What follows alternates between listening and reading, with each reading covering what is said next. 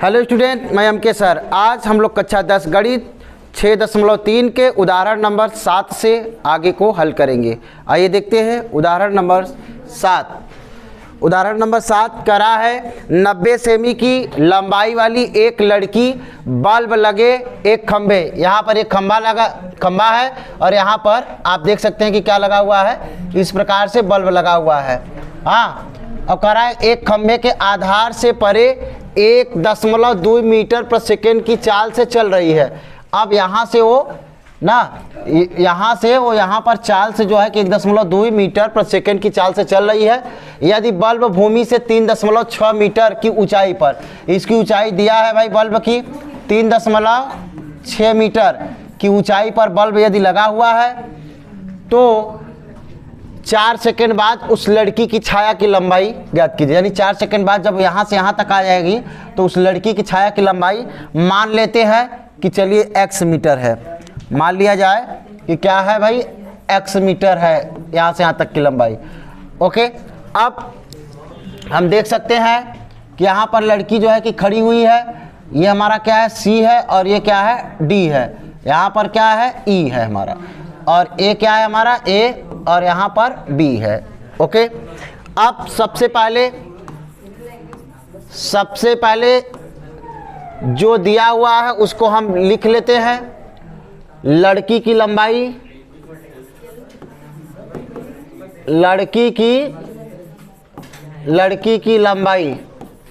दिया हुआ है 90 सेमी, और आप देख सकते हैं कि यहाँ भी मीटर में है और यहाँ भी मीटर में है, तो सेमी को हम लोग मीटर में बदलने के लिए 100 से क्या कर देंगे, भाग कर देंगे। 100 से भाग करेंगे तो 1 0 से कैंसिल हो जाएगा। 10 का भाग 9 में देंगे तो 0.9 मीटर आ जाएगा। अब बल्ब भूमि से 3.6 मीटर की ऊंचाई पर है, तो आप कह सकते हैं कि बल्ब की ऊंचाई 3.6 मीटर है ना। 4 सेकेंड बाद उस पर लड़की की छाया की लंबाई हमें ज्ञात करना है। समय यहाँ पर 4 सेकेंड दिया है, तो चूंकि हम जानते हैं कि क्या होता है, चाल बराबर दूरी बटे में समय होता है। ठीक है, तो यहाँ पर हमें क्या, B से D दूरी निकालना है, और चाल भी दिया है और समय भी हमें दिया हुआ है। तो क्यों ना हम फार्मूला में रख लें। तो यहाँ पर दूरी आप देख सकते हैं कि दूरी क्या है, B से D, यानी B से D ना, चाल गुणित्य क्या हो जाएगा, समय। आप देख सकते हैं यहाँ पर चाल आपको दिया है 1.2 मीटर पर सेकेंड, और समय कितना दिया है, 4। तो यहाँ पर मल्टीप्लाई कराएंगे तो कितना होगा, 12 चौक 48, यानी 4.8 मीटर। ठीक है, ये हमारी जो है BD दूरी आ गई है। हाँ, कितना आया, 4.8 मीटर यहाँ पर हमें प्राप्त हो चुका है। जबकि लड़की की जो लंबाई है मीटर में कितना है, 0.9 मीटर। ओके, अब आप देख सकते हैं कि ये जो त्रिभुज बना है ABE और त्रिभुज CDE, क्या ये समरूप त्रिभुज है? बिल्कुल समरूप त्रिभुज है ना। अब हम कह सकते हैं कि त्रिभुज ABC ABE दिया हुआ है, ABE तथा त्रिभुज CDE में आप देख सकते हैं कि कोण B बराबर और कोण D बराबर क्या होगा, 90 अंश होगा। यहाँ पर देखिए लंबवत है तो 90 डिग्री का कोण बनेगा। 90 डिग्री का कोण बनेगा यहाँ पर, तो दोनों ही समकोण हुए। और आप कोण E देख सकते हैं कि दोनों त्रिभुजों में कोण E उभयनिष्ठ है। ठीक है, तो हमारा जो त्रिभुज ABE है, ABE त्रिभुज समरूप त्रिभुज हो जाएगा CDE के। कैसे, कोण समरूपता से। कोण कोण समरूपता से कैसा हो जाएगा भाई, समरूप हो जाएगा। ठीक है, आगे अब हम बढ़ेंगे। अगर त्रिभुज ए बी ई समरूप त्रिभुज है सी डी ई के, तो इनकी संगत भुजाओं का अनुपात भी कैसा होगा, बराबर होगा ना। तब आप कह सकते हैं कि ए बी संगत भुजाओं का अनुपात, देखिए लंब के बटा सी डी बराबर में आधार, देखिए बी से ई है आधार आपका, बी से ई और छोटे वाले त्रिभुज का डी से ई। ठीक है, ए बी आप देख सकते हैं कि ए से बी आपको दिया 3.6 मीटर, तो यहां हम रखेंगे 3.6 मीटर। अब सी से जो है कि डी हमारा कितना है, 0.9 है। और आगे बी से ई देख सकते हैं आप, क्या क्या है बी से ई, बी से ई हमारा 4.8 ना, बी से ई 4.8, ओके, बी से ई। उसके आगे क्या है, डी ई, डी ई हमारा कितना है, एक्स है। और यहाँ पर देख सकते हैं डी से ई कितना हुआ हमारा, एक्स। यहाँ पर बी से ई आप देख सकते हैं, बी से ई तक की टोटल लंबाई होगी 4.8 प्लस एक्स। और छोटी भुजा डी ई, छोटे त्रिभुज की जो भुजा डी ई है वो एक्स दिया है। अब यहाँ पे हम डिवाइड कर लेते हैं, दशमलव से कैंसिल हो जाएगा एक स्थान, 9 चौक 36, 9 चौक 36 हो जाएगा। आगे तो 4 इधर बचा और इधर अगर 4 बचा, 9 चौक 36, दशमलव से कैंसिल हो गया, तो इसका हम इधर गुणा करा लेंगे x का, तो कितना हो जाएगा, 4x बराबर 4.8 प्लस x। अब हम x को इधर पक्षांतर कर लेते हैं, तो प्लस है तो माइनस, इधर 4.8, 4 में से 1 घटा, कितना बचा हमारे पास, 3, तो 4.8, x बराबर 4.8 बटा में 3। अब भाग दे देते हैं, भाग देते हैं, तो 3 एकम 3.18 मीटर। यानी कि आपसे जो पूछा था छाया की लंबाई, लड़की की छाया की लंबाई कितनी होगी, 1.6 मीटर होगी। लड़की के छाया की लंबाई कितनी होगी, 1.6 मीटर। ठीक है, आप अतः करके अवश्य लिखें कि अतः लड़की के छाया की लंबाई कितनी होगी, 1.6 मीटर। उत्तर देते समय अवश्य ही लिखें। ओके, उदाहरण हमारा दिया है, उदाहरण नंबर 8, आकृति 6.33 में आप यहाँ पर बनी हुई आकृति है, करा CM और आर्यन। जो CM है, ये जो हमारा CM है, CM हमारा जो CM है, और इधर से आर्यन, CM और आर्यन क्रमशः त्रिभुज ABC और त्रिभुज PQR की माध्यिकाएं है। वेरी मोस्ट इंपॉर्टेंट क्वेश्चन है, मोस्ट इंपॉर्टेंट क्वेश्चन है।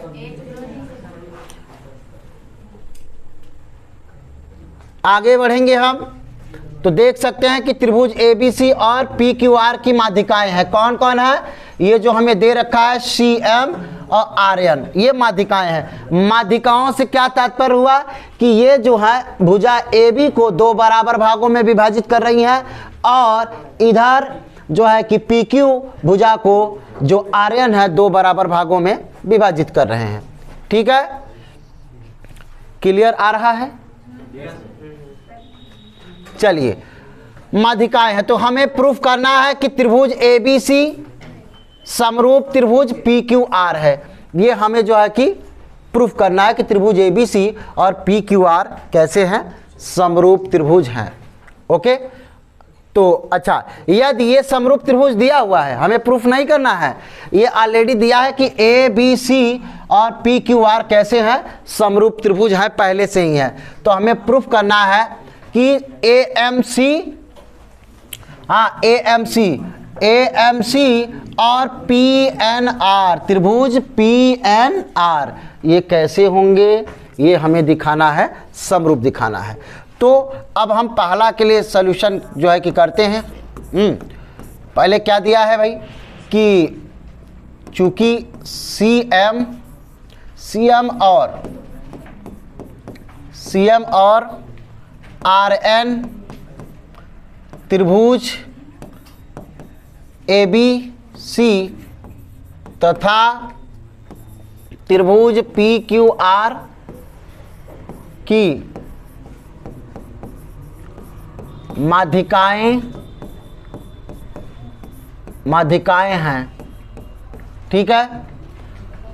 और यहाँ पे आप देख सकते हैं कि त्रिभुज यदि माध्यिकाएं हैं तो हम जरूरत के हिसाब से इनका हम प्रयोग करेंगे ना, जरूरत के हिसाब से हम इनका प्रयोग करेंगे। और एक साथ में दिया है कि त्रिभुज ABC समरूप त्रिभुज है किसके, PQR के। इतनी जानकारी हमारे पास है। अब जो प्रूफ करना है वह हम जो है कि देखते हैं, ठीक है। जो हमें प्रूफ करना है वो देखते हैं। दिख रहा है कि नहीं सही? चलिए आगे बढ़ते हैं। यहाँ पर जो प्रूफ करना है पहला कि AMC समरूप होना चाहिए PNR के। तो जो हमें प्रूफ करने के लिए कहा गया है सबसे पहले जो है कि हम उसे उठा लेते हैं। तो आप देख सकते हैं कि यदि त्रिभुज ABC और PQR समरूप त्रिभुज है तो इस वाले त्रिभुज में AMC और PNR में ये आपस में कैसे होंगे, बराबर होंगे, क्योंकि समरूप त्रिभुज है। और समरूप त्रिभुज है तो संगत भुजाओं का अनुपात कैसा होता है, बराबर होता है, ठीक है। अब किसी तरीके से हम जो है संगत भुजाओं का अनुपात भी क्या कर दे, बराबर कर दे, तो भी हमारा काम हो जाएगा। अब चूंकि ये है तब आप क्या लिख सकते हैं, संगत भुजाओं का अनुपात कैसा होगा, बराबर होगा, ठीक है। तो हम जो लिखने वाले हैं कि AB ये वाला त्रिभुज का AB बटा में क्या, PQ। भाई ये त्रिभुज समरूप है, हाँ ये ABC और PQR समरूप है, तब AB बटा में PQ बराबर होगा, संगत भुजाओं का अनुपात तो बराबर होगा AC बटा में PR, AC बटा में PR, ओके। अब यहाँ पर हम इसको समीकरण 1 बना लेते हैं, ठीक है, समीकरण 1 बना लेते हैं। तथा आप देख सकते हैं कि कोण A बराबर कोण P होगा। कैसे बराबर हो गया भाई, संगत कोण से बराबर हुआ कि नहीं हुआ बराबर? पहले से ही बोल दिया है कि ABC और PQR समरूप त्रिभुज है। अब समरूप त्रिभुज है तो संगत कोण कैसे होंगे, बराबर होंगे। अब हमें हमारा जो मेन टारगेट है, किसी तरीके से भुजाओं का जो संगत भुजाओं का अनुपात है उसको कहाँ ला दिया जाए, बराबर ला दिया जाए, ओके। संगत भुजाओं का यानी कि PN बटा में AM और PR बटा में AC, ओके। यहाँ पर हम वैसे भी AC अपान PR ला चुके हैं। तो अब आगे कैसे आने वाला है, बहुत आसानी से हम समझ सकते हैं कि चूंकि ये जो CM और RN है ये भुजा जो है कि AB की क्या है, माध्यिकाएं हैं, ठीक है। त्रिभुज आप देख सकते थे कि जब ये माध्यिकाएं हैं, चूंकि ऐसे आप लिख सकते हैं, चूंकि क्या है भाई, यहाँ पर जो दिया गया है कि RN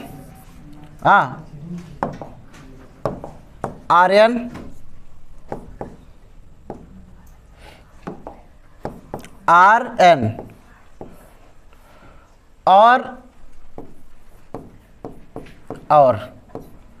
RN और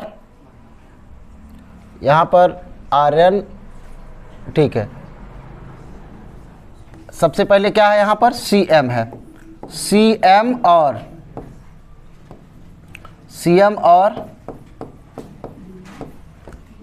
RN क्या है भाई, माध्यिकाएं हैं।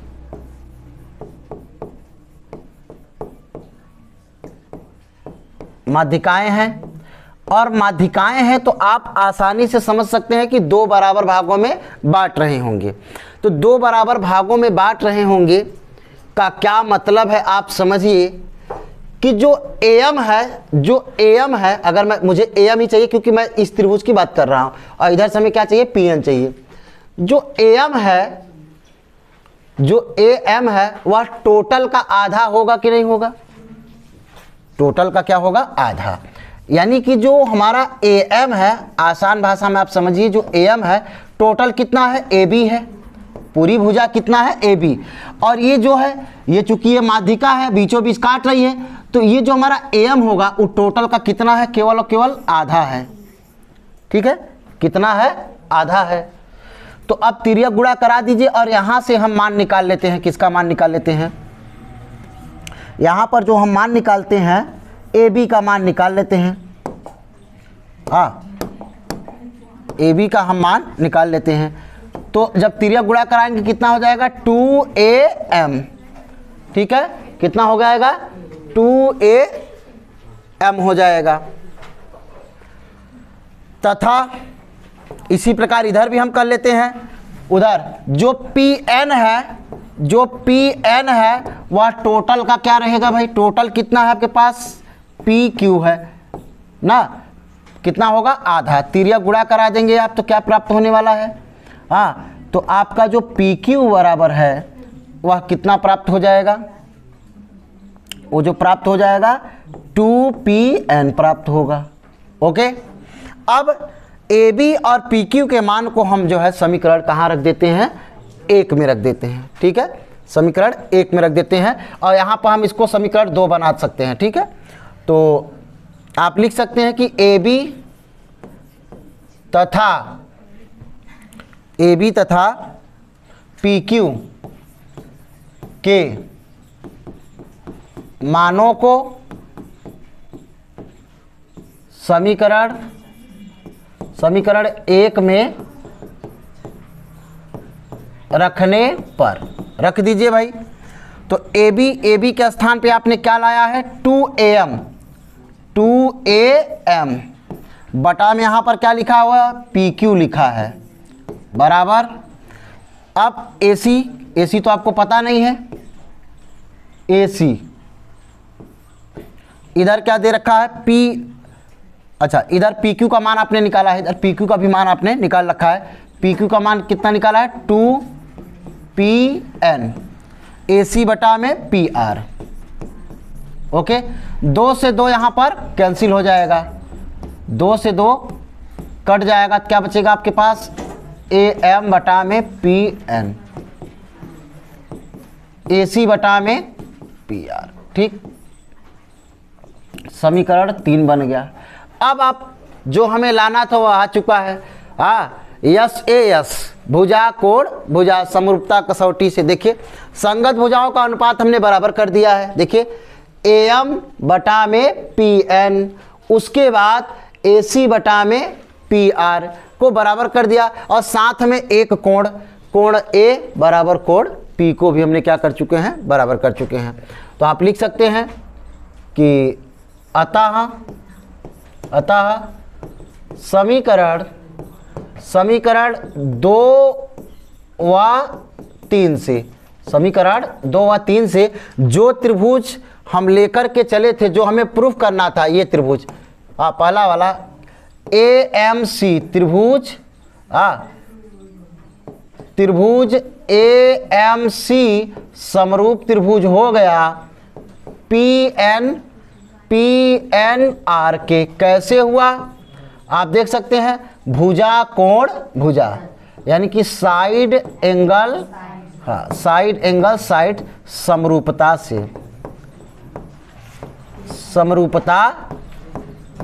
से।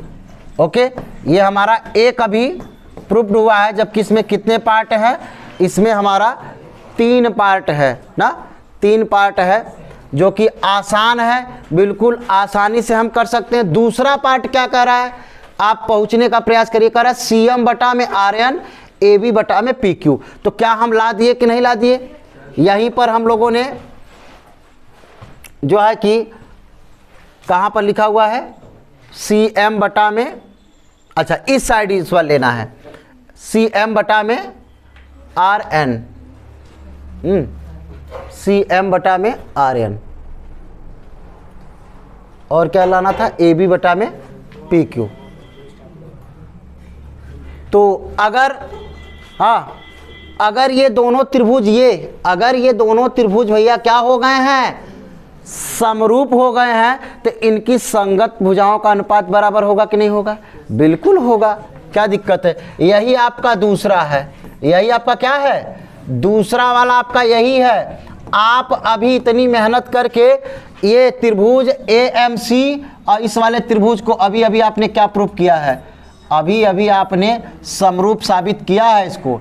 और जब आपने समरूप इसको साबित कर दिया इस वाले त्रिभुज को, तो CM यानी है ही संगत भुजा भी ना, यहाँ आने के बाद तो आप क्या लिख सकते हो कि चूंकि त्रिभुज ना AMC समरूप त्रिभुज, समरूप त्रिभुज हो गया भाई, AMC समरूप त्रिभुज हो गया, किसके हो गया, PNR के, दिख रहा है ना, PNR के आपने यहां पर समरूप साबित किया, सिद्ध किया। तो अगर ये समरूप हो गए तो संगत भुजाओं का अनुपात नहीं होगा बराबर। देखिए CM, इसलिए CM बटा होगा क्या होगा, RN, ठीक है, RN। और उसके बाद आप देख सकते थे क्या दिया है, AB,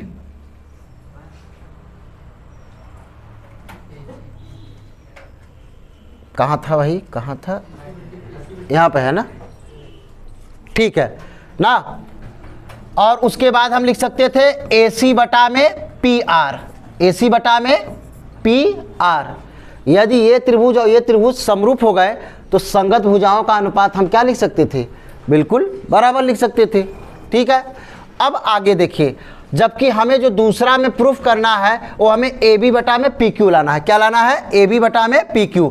तो आप देख सकते हैं समीकरण 1 से, यहाँ देखिए समीकरण 1 से मान रख सकते हैं, AC बटा PR का मान क्या लाया था आपने, AC बटा PR का मान क्या है, AB बटा में PQ।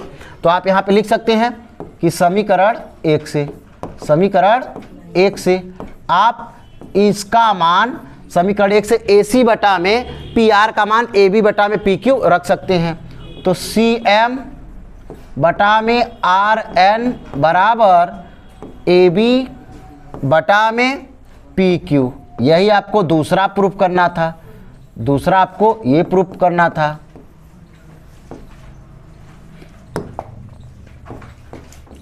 दूसरा नंबर ये प्रूफ करना था। तीसरा वाला आप देख सकते हैं बहुत ही आसान है। तीसरा वाला जैसे आपने राइट में किया है सेम काम आपको लेफ्ट में करना है। देखिए क्या कह रहा है, CMB इस साइड आपको प्रूफ करना है, RNQ इस वाले त्रिभुज को और इस वाले त्रिभुज को क्या दिखाना है, समरूप दिखाना है। जैसे आपने राइट को दिखाया, राइट वाले को राइट के समरूप दिखा दिया, ऐसे लेफ्ट वाला लेफ्ट के समरूप दिखाना है। केवल नाम बदल जाएगा बस। जो यहाँ पर हमने AM निकाला था इस बार हम क्या निकालेंगे, BM।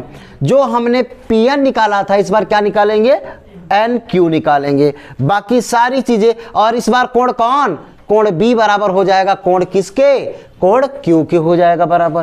क्यों होगा, क्योंकि हमें क्वेश्चन में पहले से ही दिया है कि त्रिभुज ABC और PQR समरूप त्रिभुज है, और समरूप त्रिभुज है तो संगत भुजाओं का जो है कि संगत कोण क्या होंगे, बराबर होंगे, और संगत भुजाओं का अनुपात भी बराबर होगा। ठीक है, बिल्कुल पहले की तरह आपका एकदम सेम टू सेम एक एक लाइन आपको तीसरा करना है। जो हमने राइट में लिया है वही आपको कहाँ करना है, लेफ्ट में लेकर हल करना है। Okay, most important question number 2 हम देखेंगे आज। क्वेश्चन नंबर 2 में आपसे कह रहा कि आकृति, यहाँ पे जो आकृतियां दी गई हैं, त्रिभुज ODC समरूप त्रिभुज है OBA के, हाँ ये वाला और ये वाला आपस में क्या है, समरूप है। तो आपसे कह रहा है कि BOC बराबर BOC बराबर 125 और CDO बराबर 70 है, तो DOC और DCO का मान ज्ञात करना है। तो सबसे पहले कि हमें क्या दिया हुआ है कि त्रिभुज ODC समरूप त्रिभुज है OBAK तथा कोण BOC बराबर 125 अंश ना, और साथ में CDO बराबर 70, जो हमें मान ज्ञात करना है DOC ना, DOC इसका मान बताना है हमें, और DCO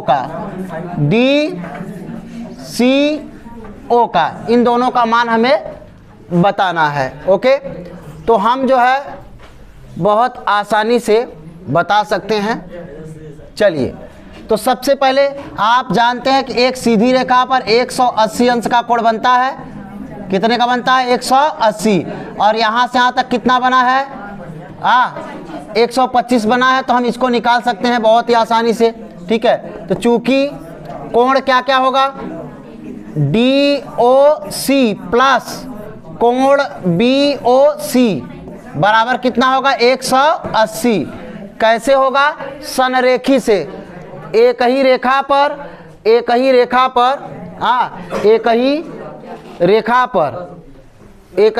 180 अंश का कोण बनता है। तो DOC आप देख सकते हैं कि DOC हमें जो है कि ज्ञात करना है।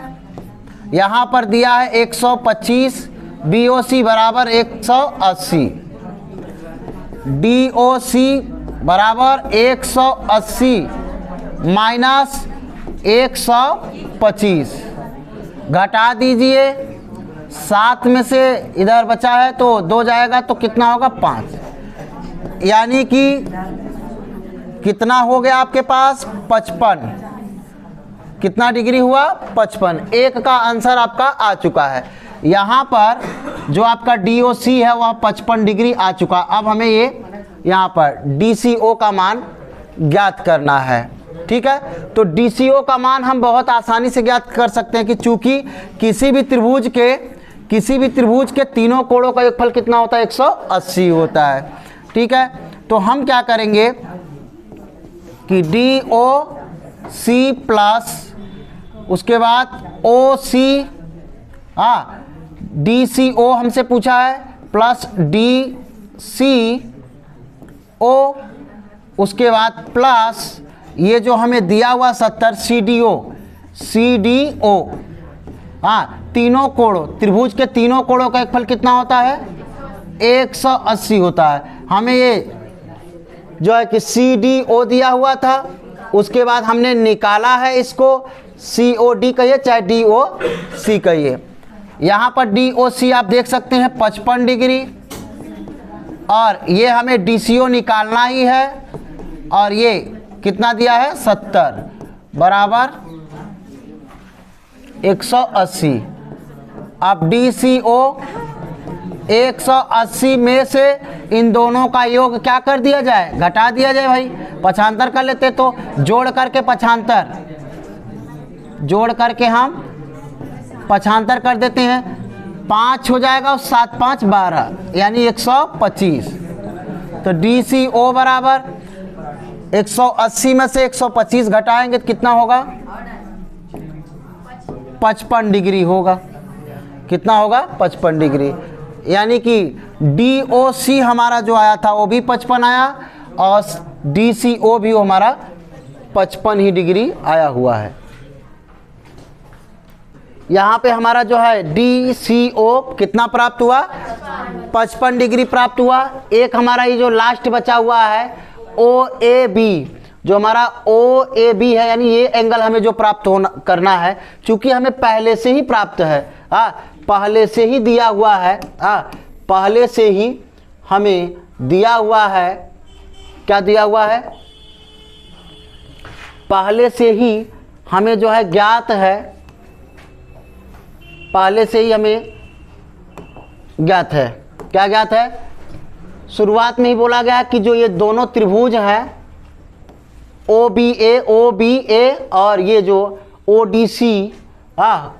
डी सी ये समरूप हैं, और समरूप है तो संगत कोण कैसे होंगे? बराबर होंगे।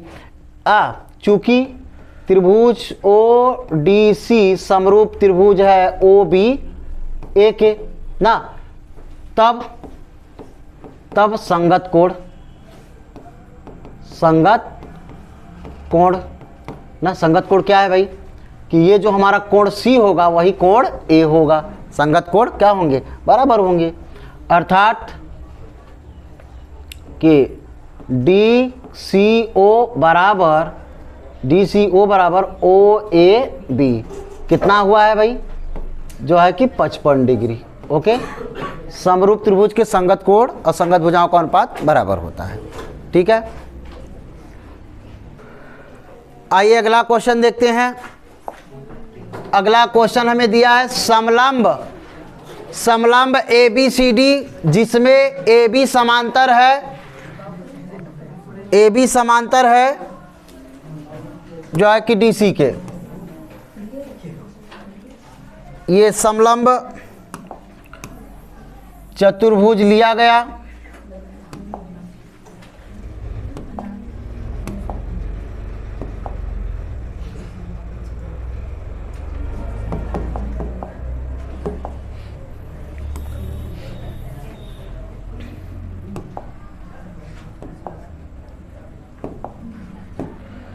ये समलंब चतुर्भुज क्या कर रहा है? ए बी सी डी, जिसमें ए बी समांतर है सी डी के।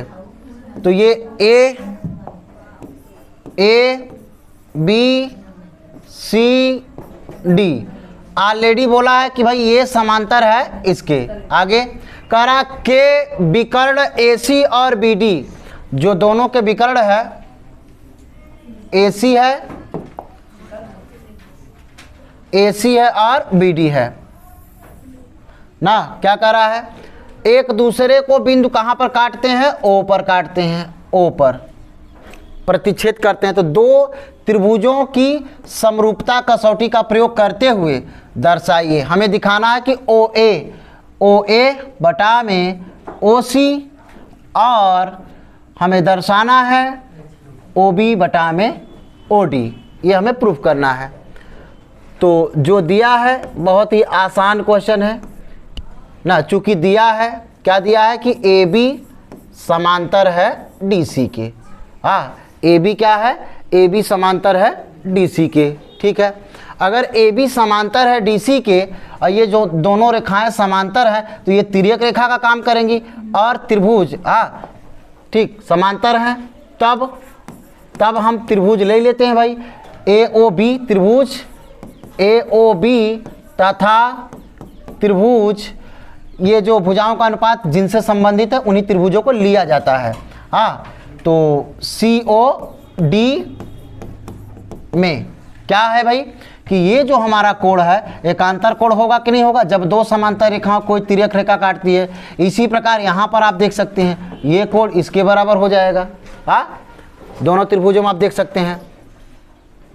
तब अब ये जो दोनों त्रिभुज लिए हैं कैसे होगा भाई कि बी डी सी ना, या यहाँ यहीं से ले सकते हैं सी ओ डी ना, ओ डी सी बराबर होगा किसके? ओ बी ए के। ओ बी ए के कैसे हुआ है भाई? एकांतर कोण से। एकांतर कोण से ये बराबर हो गए। तथा इसी प्रकार उधर भी लेते हैं। ये वाला ओ सी डी बराबर हो जाएगा कोण ये ओ ए बी के। ओ ए बी के कैसे हुआ? एकांतर कोण से। एकांतर कोण से कैसे हो गए हैं? बराबर हो गए। और हमें ज्ञात है कि यदि किसी त्रिभुज के किन्हीं दो संगत कोण क्या हो जाए? बराबर हो जाए, तो दोनों त्रिभुज कैसे होंगे? समरूप होंगे। इसलिए त्रिभुज ए ओ बी समरूप त्रिभुज हो गए सी ओ डी के। कैसे? कोण कोण समरूपता से। कोण कोण समरूपता से कैसे हो गए ये? हाँ, कोण कोण समरूपता से जो है कि हमारे समरूप त्रिभुज हो गए दोनों, और समरूप त्रिभुज हो गए तो संगत भुजाओं का अनुपात कैसा होगा? तब जो हमारा है OA, जो OA है वह किसके? OC के बटा में, तथा OB जो हमारा है OB हमारा हो जाएगा OD के बटा में। और यही हमें क्या करना था? प्रूफ करना था।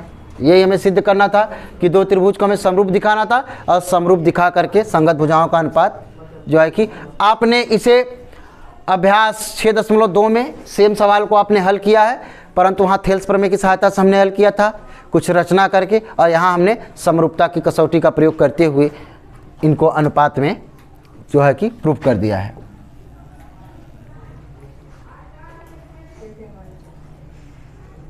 देखा था सेम सवाल, ये सवाल यार यह प्रूफो करे के रहा सिद्ध। वहाँ का किए रे रचना त्रिभुज में परिवर्तित किए रे।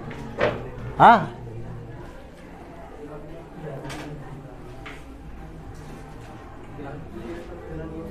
वहाँ पे अगर कुछ ना बोले तो डायरेक्ट हाँ तुरंत समरूपता साबित करा खट से। कई वजह